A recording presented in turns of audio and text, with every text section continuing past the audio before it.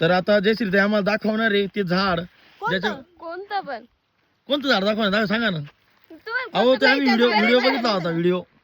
चिगूर चिबूर चिगुरीचं झाड तिकडे आहे, तिकडे जावं लागेल आपल्याला. चलो चिगुरी का झाड चलो देखने को. जल्दी जाएंगे और चिगुर का झाड देखेंगे. तर चला मंडळी चाललोय आता चिबूरचं झाड बघायला. चिबूर नेमकं काय आहे? चिगुर आता सध्या नाही राहत.